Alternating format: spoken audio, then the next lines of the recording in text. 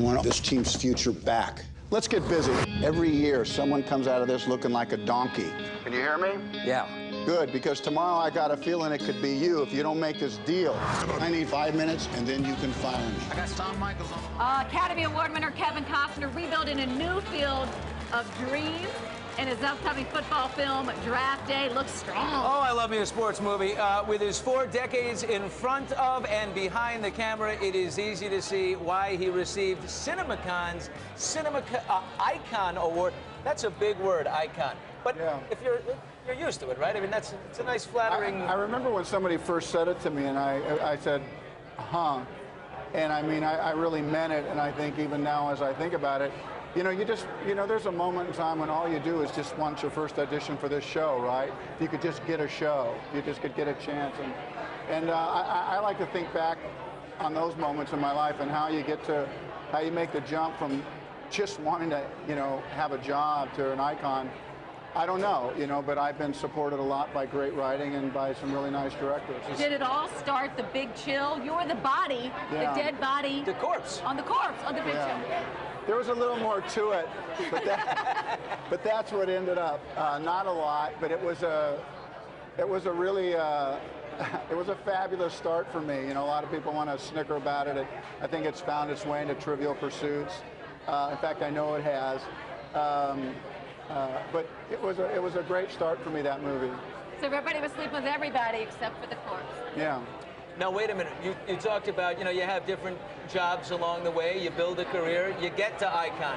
When you first hit Hollywood, were you doing bus tours? Were you the announcer on a bus tour? Well, I was actually a tour guide for a touring company out of Chicago. That was just the end part of the whole vacation for them. I picked people up in San Francisco, took them all the way down through California, and our last stop was in Hollywood, you know, the Grauman's Chinese Theater, everybody putting their hands and feet in the prints.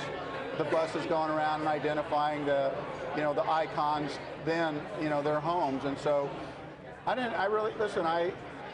my life has been a bit of a dream. Total dream. I go straight to Field of Dreams. You never make a sequel. You've never gone back, repeat any.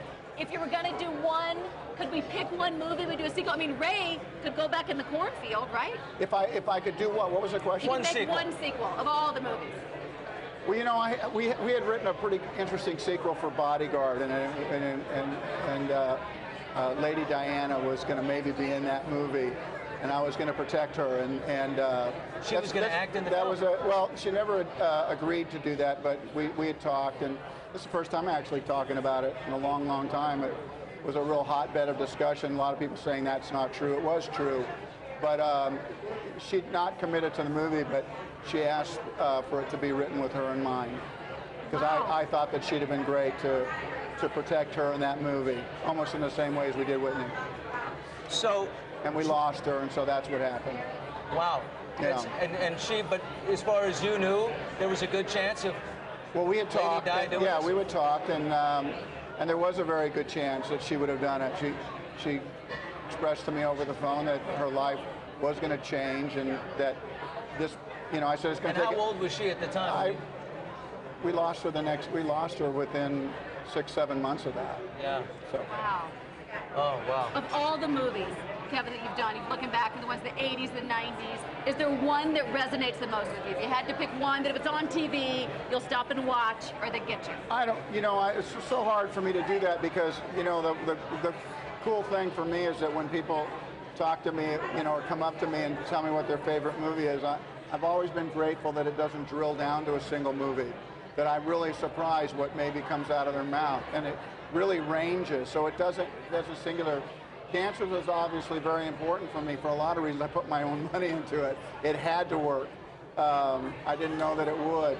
But listen, you know, I work with Lawrence Kasdan, I work with Ron Shelton, and those movies really got me going. Draft Day. Where does this one fit in? I mean, I'm a sports movie guy. Miracle on Ice, one of the best. Yeah, well, have you seen it yet? Have you seen Draft Day yet? I saw only what they would give us, which is the extended trailer. Yeah, you haven't really seen it. But do I get out of my seat? Do I start screaming? I think there's a moment where you feel like my character gets traction and you say, yeah, that's what I would have said. That's what I wished I would have said. And I think that's the magic of movies, is when you hit those lines where you think, God, if I was under pressure, I wish I would have said what he just said. We have a moment like that. But where does the movie take its place? I do think it has a chance to be an American classic. Kevin, you are a handsome man. I'm just looking at you on screen right there, and I say, that is an icon right there, if I've ever seen one. Thank you. Say hi to Chris.